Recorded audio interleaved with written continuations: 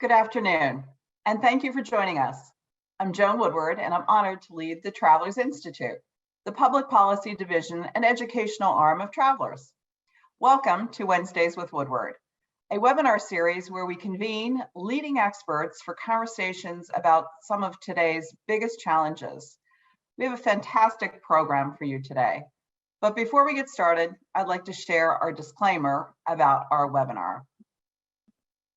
And a special thanks to our partners today, the MetroHartford Alliance, the Connecticut Business and Industry Association, the Darla Moore School at the University of South Carolina, and UConn's FinTech Master's Program. Thank you all. Today, I'm just thrilled to be joined by Karen Lynch, the President and CEO of CVS Health. On February the 1st, 2021, in the midst of the pandemic, Karen took on the helm of CVS Health, the fourth biggest company in this country and the largest in healthcare, with more than 300,000 employees, 9,000 community health destinations with 40,000 physicians, pharmacists, and nurses on staff. CVS Health is the leading health solutions company. And Karen put the organization's unique assets to work at the hub of the pandemic response.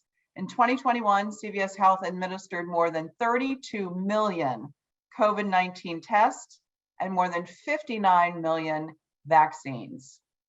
Karen recently told the New York Times that she wants CVS Health to be part of the people's everyday lives, and as she is leading the company to make healthcare simpler, more equitable, accessible, and affordable. And that's important in these times, as we all know.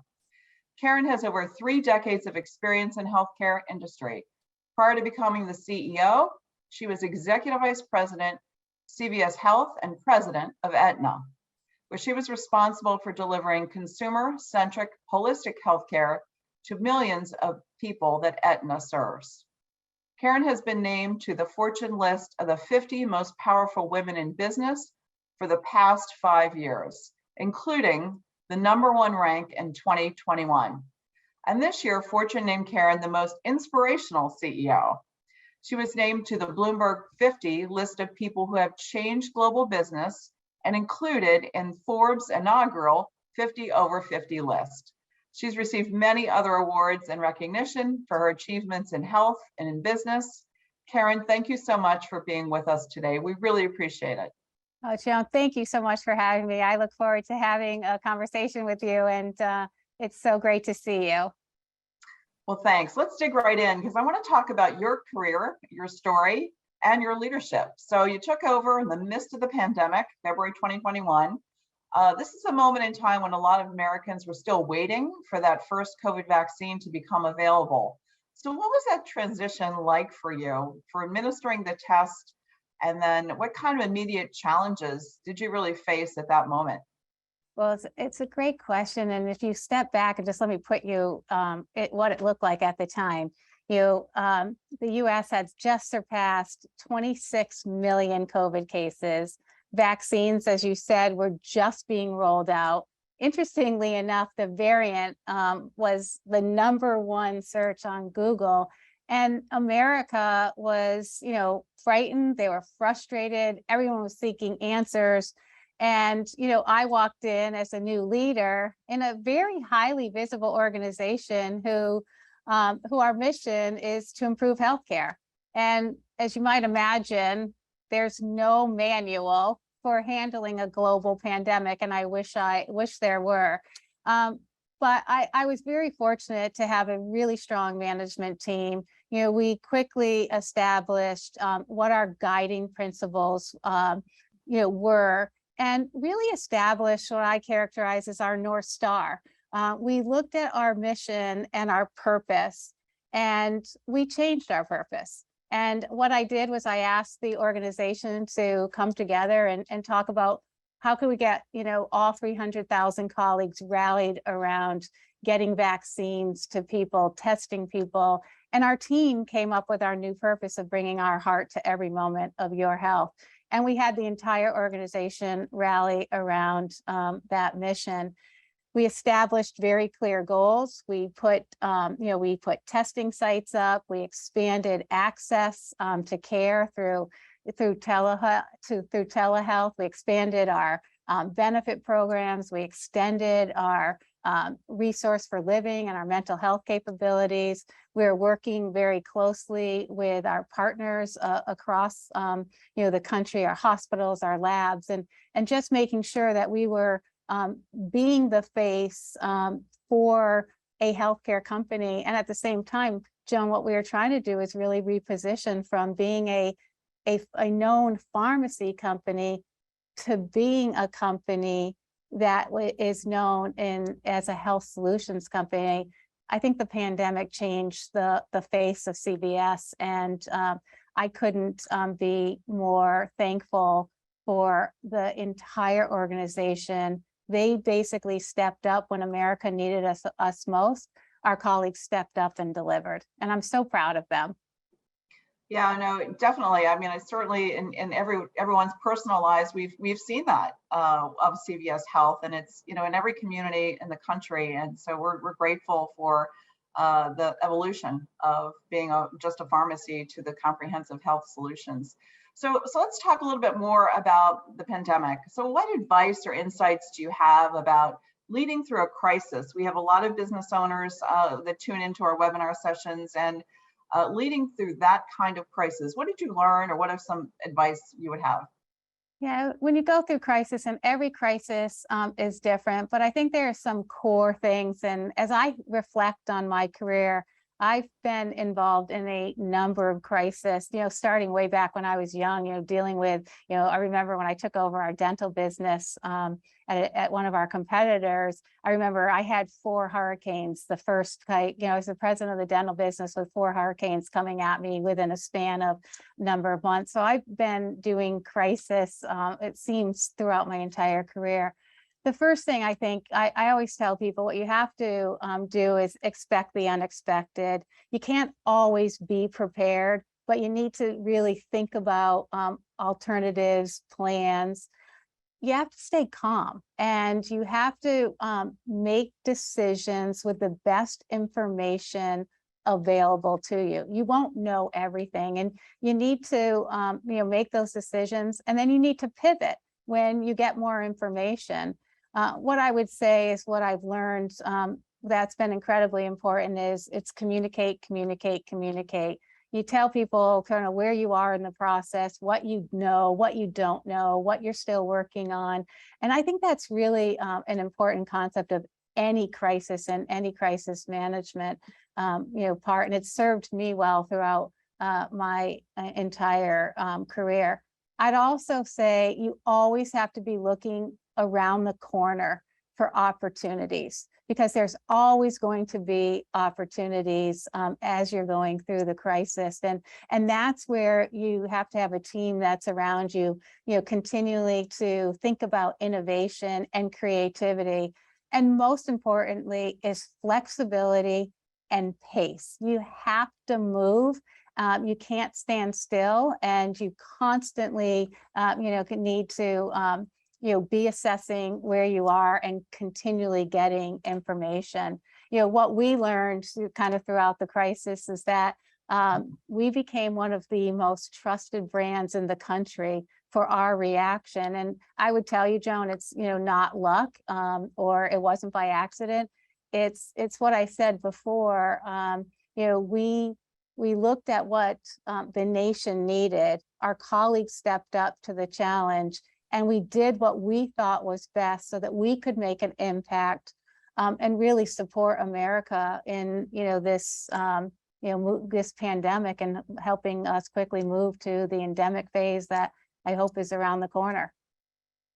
Yeah, I know those are great kind of lessons learned going through that, and certainly for emerging leaders in their businesses. And when you talk about hurricanes, we know something a little bit about hurricanes, and you do. three hurricanes coming at you at the same time. When you talked about running the dental business, those kinds of perils are big in our business. And so the leadership skills that you talk about are really applicable to everyone on our call today. So thank you for that. Let's get a little bit more deep into the pandemic response. So what do you think the biggest takeaways are in terms of the American healthcare system writ large? So thinking about the entire ecosystem of healthcare and CVS emerging, as you say, from that with just a stellar reputation and people trusting you to do the right thing for them and their families. So how do you think about the pandemic takeaways for the healthcare system?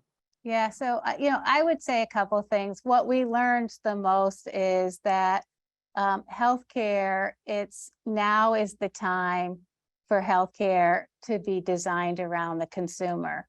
And what we've seen from this whole pandemic is health is kind of on everybody's mind. It's their number one priority. I think people really recognized the importance of what your health means to you. I think, we've seen surveys that have said, I think it's like 60% of Americans believe that health is more important now to them than pre-pandemic. And, I think it accelerated shifts that were already in motion, but it moved us dramatically. We've seen the expansion of digital products and services, the acceptance of telehealth, the increase in mental health issues that are facing our nation. We've seen a spotlight on health inequities in America. And, I think what we've seen is broader access, people using, meeting people and consumers where they want to be met. 40% of consumers have used virtual visits with their doctors and, even the last 12 months. So we've seen consumers demanding more about their experiences, similar to all the other aspects of their lives. So as you think about the future of health and healthcare, the pandemic is going to be sort of a mark of dramatic change. And that dramatic change will be in how people engage in their health, how they use technology to support their health. And I think it's important to recognize that the health is personal. And, it will require connecting to the consumer where and when they want to, have their healthcare delivered. And, as a company, our goal is to really help people navigate the healthcare system. You said this earlier, Joan, access, lower costs, improve health outcomes. And, our goal as a company is that when people are thinking about their health, we are positioning CVS Health to be part of their everyday healthcare journey. And the pandemic has really helped us lead our way and has shown us the way to get there.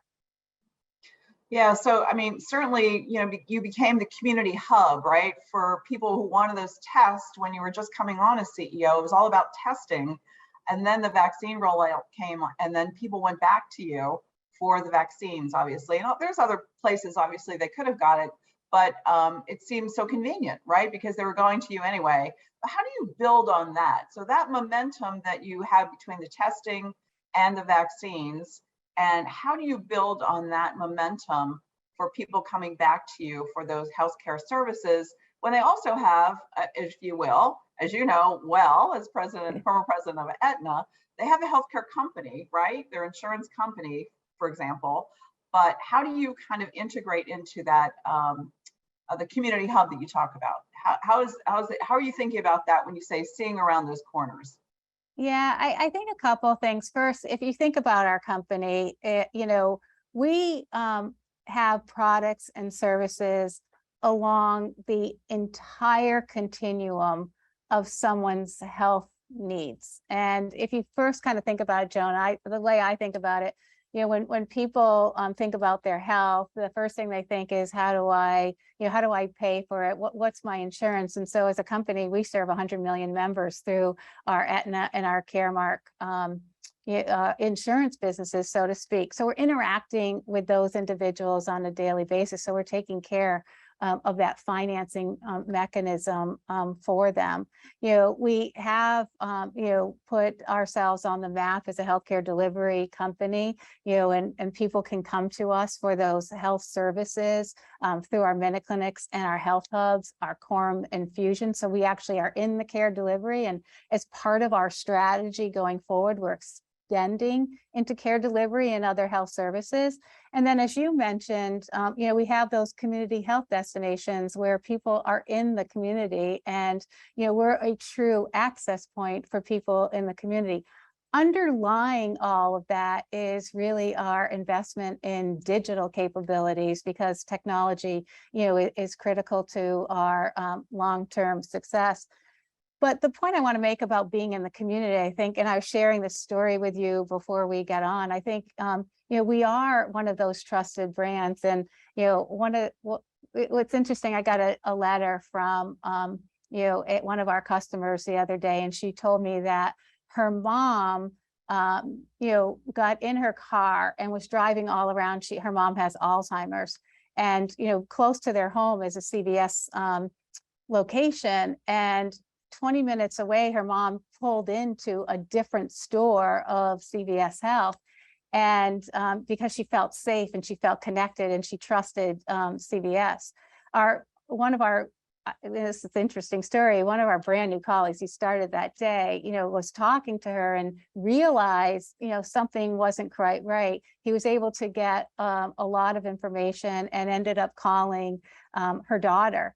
And, her daughter came and got her. But I think that just, and that sends a powerful message about being in the community, about being a trusted brand, about being there when people need to make those connections. And I think as a company, as we think about our company and our purpose of, being there for every moment of your health, that that story epitomizes us, kind of being in those communities, in addition to all the other things that we do. And I couldn't be more proud of our colleague, but I just think you have to be where people are and meet people's needs where they want to be met.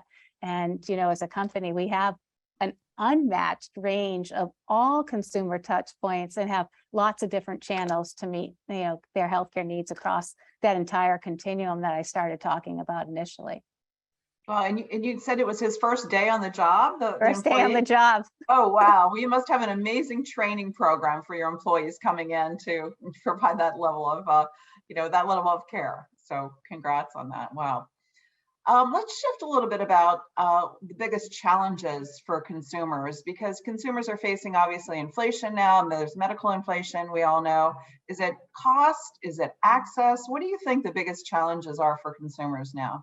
Yeah, for consumers now, it really is. It's cost, it's access. It's kind of all the pieces of, and I would say it's also kind of that simplicity.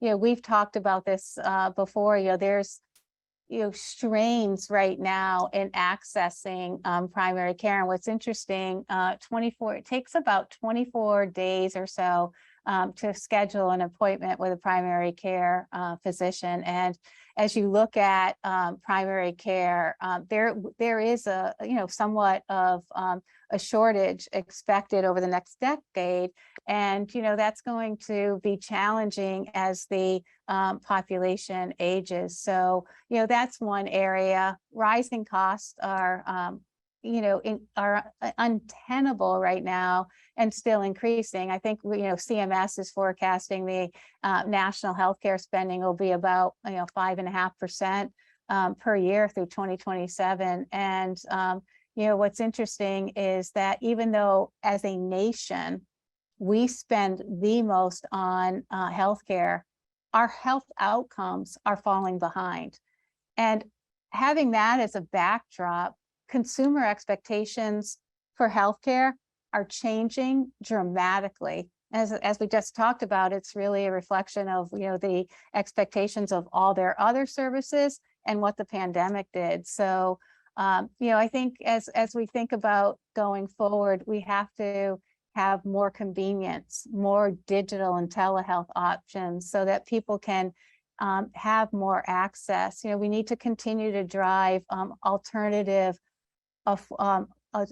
solutions so that it can be more affordable. And that's, center to what we're trying to do, is making it convenient, more accessible, having access to clinicians for longer periods of time when you want to go or when you want to see a physician, not when it's convenient, kind of in a 9 to 4 time frame. So the other thing I would say, Joan, in this realm is that consumers continually are, looking to have a more engaged relationship with providers. We just did a consumer insight study, and what we found is that consumers are looking to have providers talk to them more frequently about reminding them around their checkups, reminding them that they have routine testing and preventive care. And we're, as a company, we've been doing a lot of that activity. We call it our next best actions. We've established our digital capabilities where we're reminding people around their screenings, around their tests.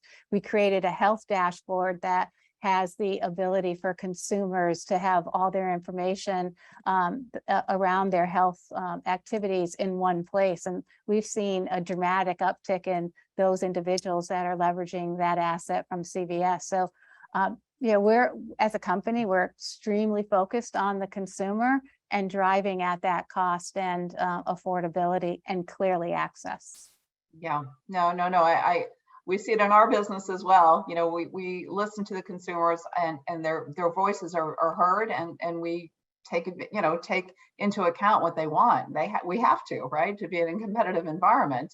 I just want to clarify, you said CMS. So for my listeners, I believe that's the Center for Medicare and Medicaid Services. That's government correct. Agency within the Department of Health and Human Services in Washington that oversees and governs, correct, all of kind of the pricing in the healthcare space. Yep. Okay, good. So the digital health, I think that's critically important as well. The telemedicine and as the pandemic pivot, right, for all of providers. I was going to my dermatologist the other day, and even before I walked in the door, he said, send me a pic of what you're concerned about. And, we wouldn't have had that conversation a year or two ago before the pandemic. So that's terrific. Please keep us up to date on what the digital health experience is looking like for your company in the future. Okay, I want to shift a little bit and talk a little bit about kind of, I'm going to call it corporate governance. Some people call it ESG, environmental, social, and governance, is really top of mind for a lot of companies these days, especially public companies. So talk to us a little bit about your strategy with ESG in the marketplace, and what are you doing? How do you think about it? I'm sure it's embedded in all of your businesses across the different lines, but talk to us how you think about ESG. Yeah, Joan, it's top of mind, as you said, for all of us, and how we've really positioned it and how we're thinking about it is from a kind of health perspective. And what we've said is, healthy people are the product of a healthy planet. And as well as I do, that climate change is threatening, the critical elements of kind of your physical and your mental health. And, if people don't have, safe drinking water or clean air or food supply or secure housing, all of that's going to impact your overall health. So, we have set, like everyone else, very ambitious goals to mitigate, climate risk, while at the same time advancing healthcare equity for all. And we've established goals under an umbrella called Healthy 2030, where we've got 4 pillars, and that's healthy people, healthy business, healthy community, and a healthy planet. And how we're thinking about those parts of our strategy is that, first and foremost, we want to mitigate our environmental footprint.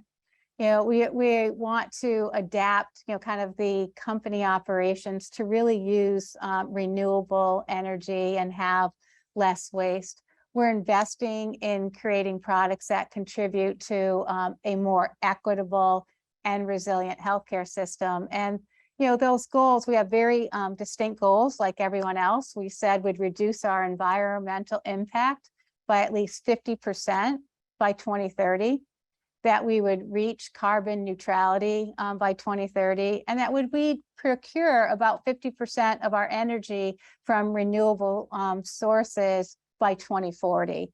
And our goal is to achieve net zero emissions by 2050.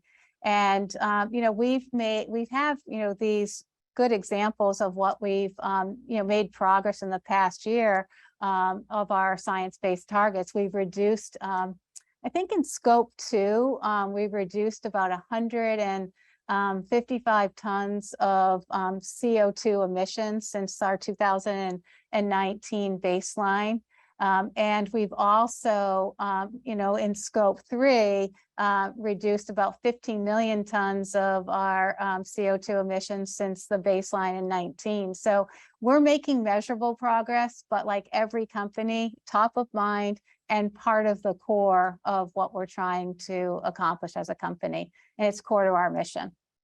Yeah, I mean, it's actually very similar to Travelers. We have it embedded in our business. We don't think of it as kind of window dressing and a nice to have on top, but kind of more of a business imperative that every one of our employees, as I'm sure as well with your group, they understand the importance of it. And also it's important to talk about these issues to attract and retain talent, right? Because our young people coming into companies, they want a company with purpose and mission. So I want to talk to you about one aspect of ESG, which is diversity. So you've said that diversity within the CVS Health community is one of the bonds that ties us all together, quote unquote. And CVS, because of that, was ranked as one of the top 50 companies for diversity. So talk to us about how you approach diversity and inclusion at CVS, and maybe some tips for others listening in on the phone today about how to achieve a more diverse and equitable workforce. Well, Jonah, it's something you just said. It's not something that's on the side of our desk. It's embedded in the core fabric of our company.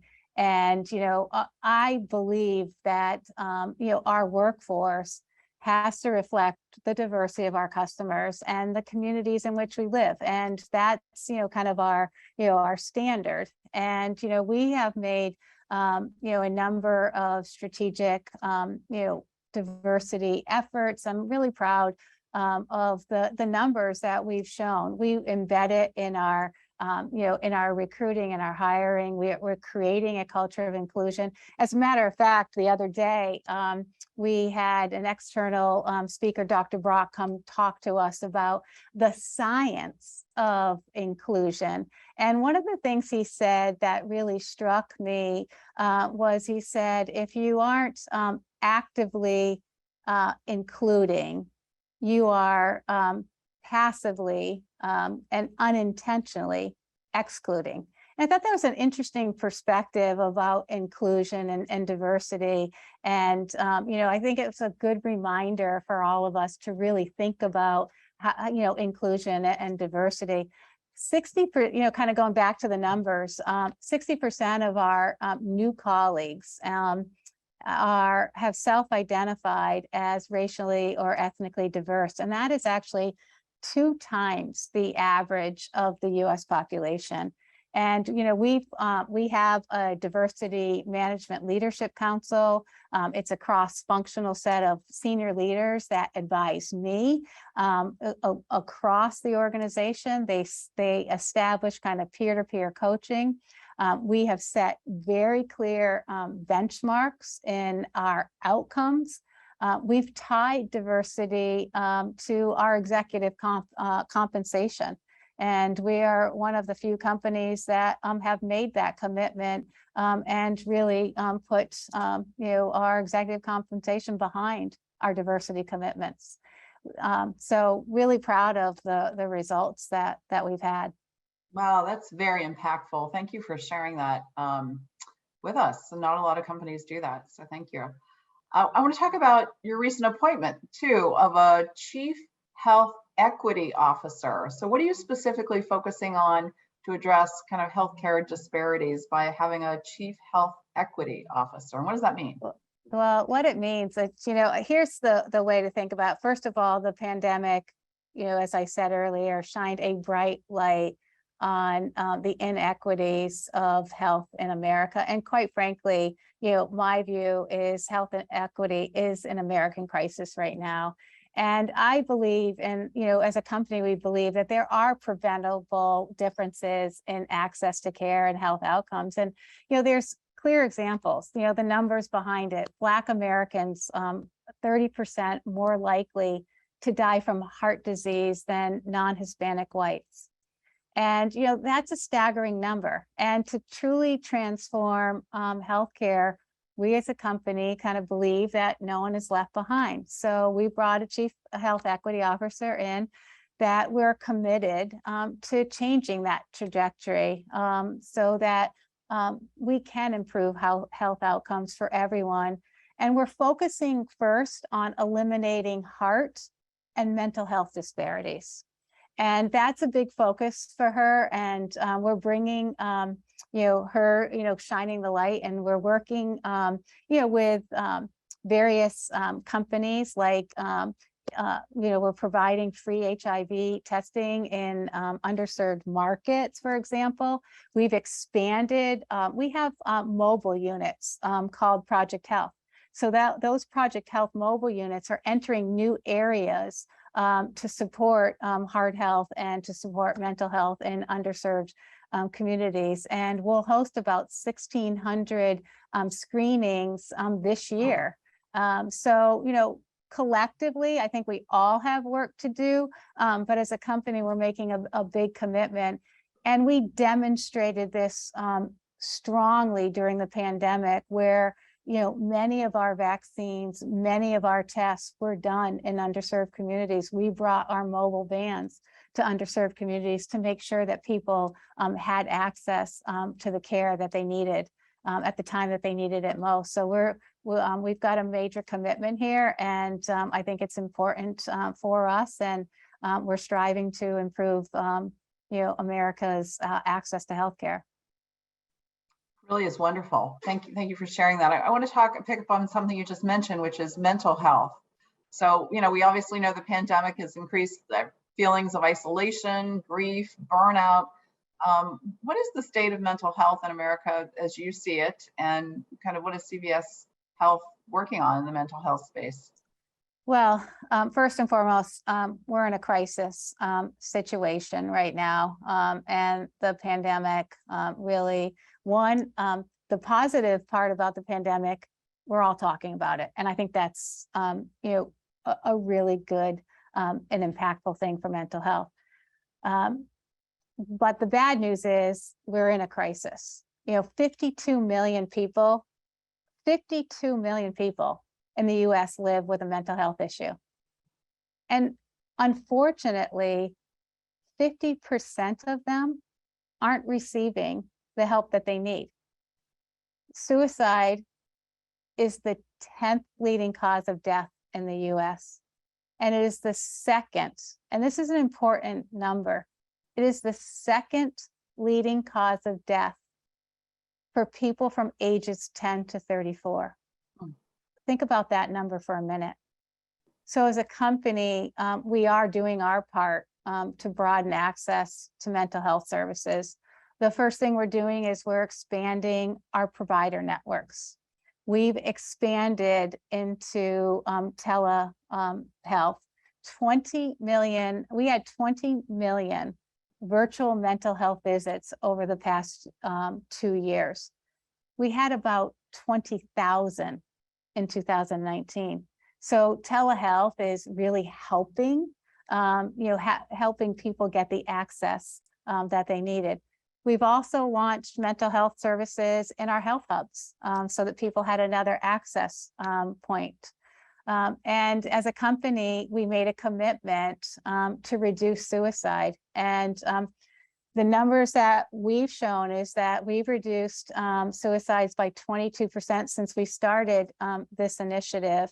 And what we're doing there is we're offering timely, we have data, we have information, and we're able to offer timely interventions, or if we see people, or if we have information about suicide attempts.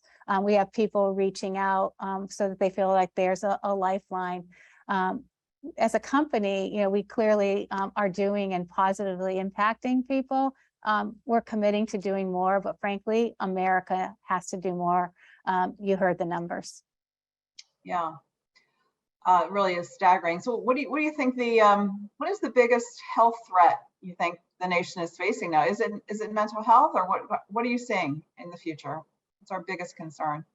Well, yeah, I think mental health is the collateral damage of the pandemic, and it's clearly there's a shortage of providers, and I think most what we're seeing is that most mental health problems are they present at primary care, and I think it's important that we look at the whole continuum of health care from primary care all the way through kind of mental health. And as a nation, and we have to make mental health a priority.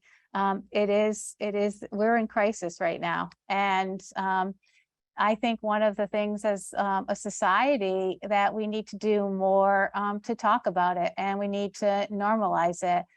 We need to make it part of every single day conversation. It's still a stigma, and people are still ashamed to talk about it or seek help. And I was there. I lost my mom to suicide. I didn't talk about it for many, many years because I thought that people would judge me and that people would think less of me.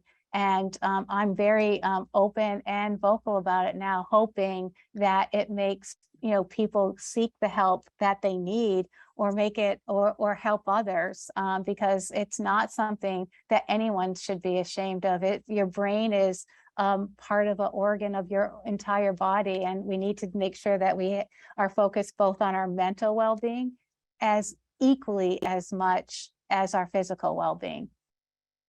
And are you seeing a lot of the mental health services now go through telehealth? Are people comfortable in those scenarios having not an in-person meeting, but having a Zoom call with a provider? Is that becoming more and more desirable, acceptable post-pandemic, or yeah, it where really we are in the is. pandemic? Sorry. Yeah, it really is. As you heard me say the numbers before, like in 2019, we had 20,000 virtual health visits. We're up to, millions. So, I think what we, I think before the pandemic, we served like, 1% of the population. And now I think there's just tremendous opportunity for, telehealth. We're seeing, it really stems from meeting customers where they want to be met. And, because of the stigma, people want to access, through telemedicine. And, right now it's, it's helping break down some of those barriers and, reducing some of that stigma. So I think telehealth is part of the answer to address mental health and access. And, it's clearly an important role. Virtual care, just telehealth and virtual care is part of the, continuum of receiving care. At some point, though, it's part of, it's not the whole thing, because at some point you have to see a provider, primary care or whatever.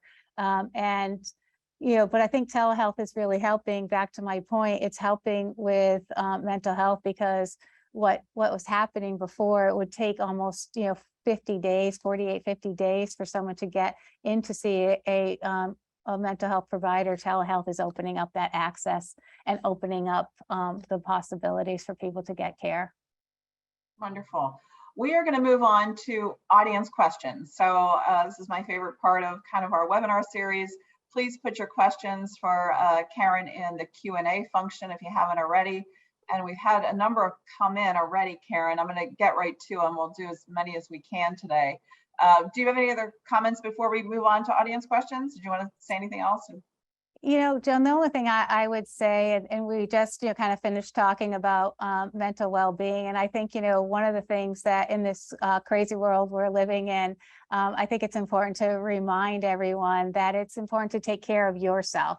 and taking the time for your own personal well-being. And I think that's critically important for all of us. And I do my part. I'm a Peloton fanatic, and so I get up every morning and work out. And I take time every night, actually, before I go to bed, and I'm learning Polish just to get my mind on something else. And I would encourage everyone, it's the summer season, and people need to take that time and refresh for themselves. I think that's because we can, if we give our best selves, we can help others be their best selves.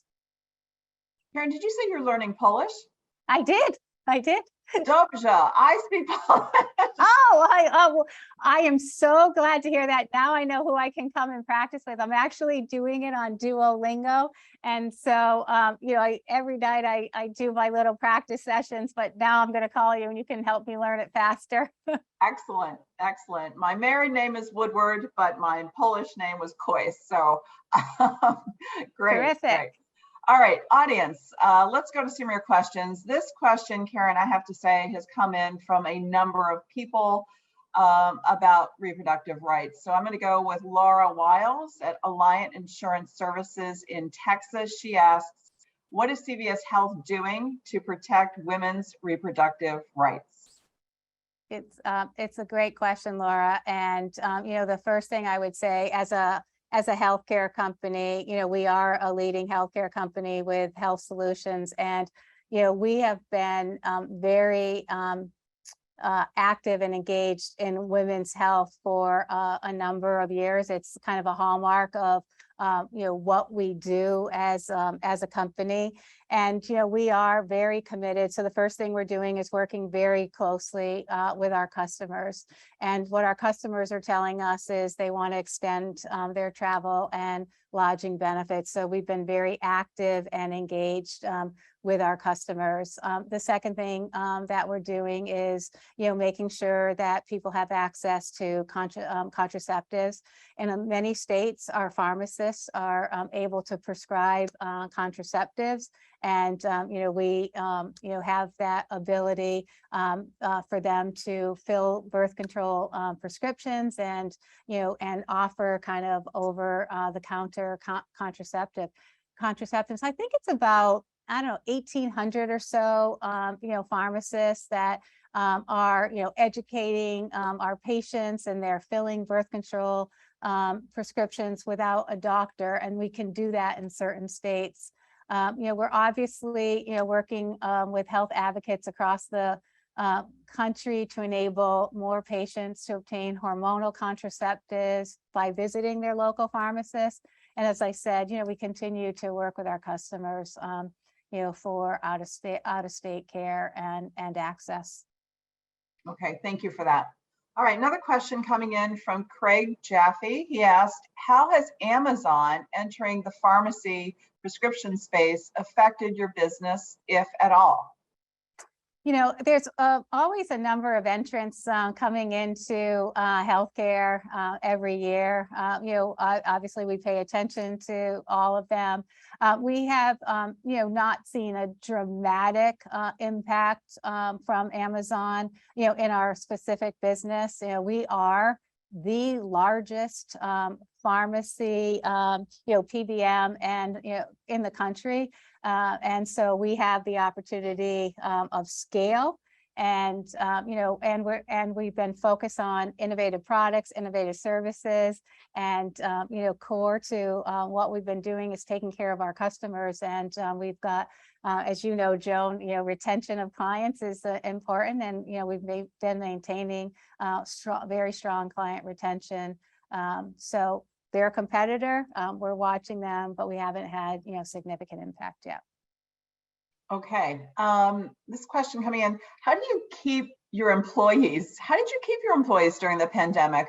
A lot of businesses were sending their employees home, and people got kind of comfortable and used to working from home, but your employees had to be there on the job, certainly in Aetna, of course, taking care of patients, but also in the pharmacies. So how did you keep employees, especially during this tight labor market? Yeah, I mean, obviously, turnover and the labor market is tight.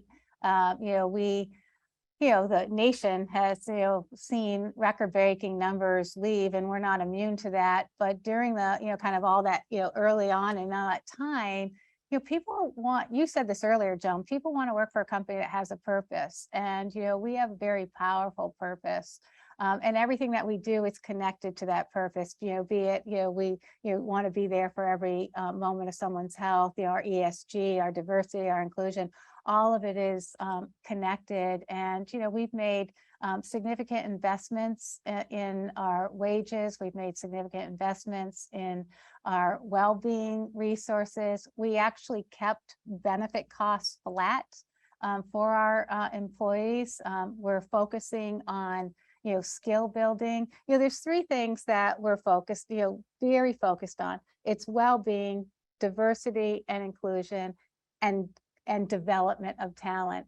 And we're talking to our colleagues every day about one of those, and that's how we're continue to engage our colleagues. But reality is we are experiencing turnover like every other company, but we're working very closely with people. And my view is because of the pandemic, every company has to re-recruit their talent, and we're making great strides in that regard.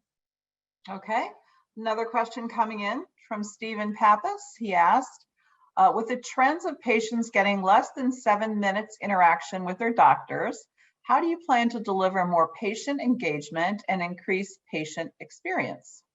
It's a great question. And that's why, we've said that we really want to extend the health services because people are spending less and less time. I think the best way to do that is using data so that and technology so that the provider, whether it be a primary care, nurse practitioner, can actually spend more time one-on-one with you because they're not, filling out forms. They're not, distracted, that they have all the information about you. You have the information about you. They have the information about you, and where they can have a conversation and a dialogue. I think that's where technology has to improve the productivity of physicians. And also engagement of individuals. Now, more and more people have more information about themselves, and they can engage in more conversation and more dialogue. And so what we're doing is, thinking about how we make those clinicians more efficient so they can spend that more one-on-one time with them. And that's really, I think, critical for that ongoing partnership between the clinician and the patient. All right, good. This question's coming in about your vision for neighborhood stores in the future, given the synergies now with the Aetna merger. Talk to us about your vision for what people should expect in 5-10 years from a CVS hub. Yeah, so we've been very, clear about our strategy. We've said that, we will have different formats of our stores, where we think we'll have, kind of more clinically based, where we'll have, the stores that, kind of that we have today, and then maybe clinically based with a pharmacy. And so that's the strategy that, we've laid out. And we're working through the evolving kind of changes in the healthcare system, the evolving changes in consumer behaviors as we continue to refine that strategy. As we think about, we've also been very very transparent about the fact that we are closing 900 stores over the course of the next 3 years. So 300, 300, 300, and we're well on our way to do that. Okay. This question comes in from a number of people, probably based in Connecticut, Rhode Island, I'm not sure. Karen, are you moving the headquarters to Hartford? Our headquarters are in Woonsocket, Rhode Island, but our Aetna headquarters will stay in Hartford. So we kind of, but our corporate headquarters are in Rhode Island, but Aetna's not moving to Rhode Island. And it's interesting now. It's a interesting question, right? Because a lot of people are working in a variety of different locations in a variety of different ways. And I think the most important part of, is thinking about the work of the future and having the flexibility, and you'll have less and less office space and more kind of touchdown spaces and things like that. And I always think about, when you say corporate headquarters, everyone's in different places now. And I think as companies, we've learned how to, really accelerate how to work differently. And we'll have to, continue to evolve it as the world evolves around us. Okay. All right. And this one comes in from Liam Merrill. So Liam is asking, if you were 19 again, she's one I of wish our I was. interns here. Wouldn't it be nice to be 19 again, as opposed to being on that list that says 50 over 50 or something? But if you were 19, Exactly. what is the biggest piece of advice that you would like to give to the question is about young women, but it could be for young men, really to succeed in corporate America? Obviously, it's a mix of luck, right? But a mix of real hard work. But what would you give us? What are you telling your interns this summer about how to not only survive in corporate America, but to thrive? Yeah, it's a great question. I actually just spent some time with our interns. We have many interns here, and it's exciting to see the energy and the passion. And I love spending time with them. Here's what I tell them. One is have the courage to try new things and don't be afraid. As I think about my career and I look at people's careers, people had a variety of different experiences, and I think that's really important. The other thing I say is be a constant sort of continual learner, and just keep sort of that I call intellectual curiosity, kind of keep that curiosity going and ask the questions. How does the company work? How does the company make money? Who are our customer segments? I think that's really important to really be a student of the company that you work with. And I think that that helps you propel your career. The other thing I say is make sure you leave your fingerprints somewhere. And by what I mean by that is you have an opportunity to leave an impact on your job, whatever it is. And leave those fingerprints. So people that may sit in your chair after see your fingerprints and allow them to leave their fingerprints. But I think that is something people should really think about is, what's the impact that I had because I had this job? And I think if you think about those three things, I think they'll keep you engaged, and I think they'll really, you'll have a productive and I think, kind of an important and a career. Great. Karen, we kind of have come to the end of our time here, and I just want to give you an opportunity because, again, as a woman running a Fortune 10, Fortune 5 company in the United States, you're such a role model for others, myself included. And we just want to thank you for your leadership and taking on some of these really, important and sensitive topics for corporate America, and really being a leader out there. And I know it's not easy, but I just want to personally thank you and just see if you had any other final kind of thoughts before we close it out. Well, thank you for that. Joan, I think the other thing I would just say, and this is it's about leadership, and I think the best advice I can give anyone is to really be who you are and be authentic and be yourself, and work at places that really welcome who you are. I think that makes a difference and add to sort of a rewarding career for you, but you'll get up every single morning passionately committed about making a difference. And I think that's, if you're authentic and you're passionate about making a difference, I think the whole world's in front of you. I couldn't agree more. Well said, and it's a great place to end. So Karen, thank you so much for your time, for being with us, for being so open about your thoughts and how you think about leadership and running the company. It's a huge operation with all those employees and locations, and a very, very trying time to come in the middle of a pandemic with no playbook, as you say. So thank you again. We really appreciate you being here. Thank you. It's such a pleasure to spend time with you. I really appreciate it. Thanks so much for having me. All right. And my friends, we are going to take the month of August off, and we encourage you to take some time with your family and friends as well. We're going to be back in September with an amazing fall lineup. I can't announce it here, but we will be sending you out a note with our tremendous lineup of speakers. And so please have a safe the rest of your summer. And we're going to hit the ground rolling. We're going to have quite the lineup. So I hope you join us. And again, it's been great spending time with you all today. Take care.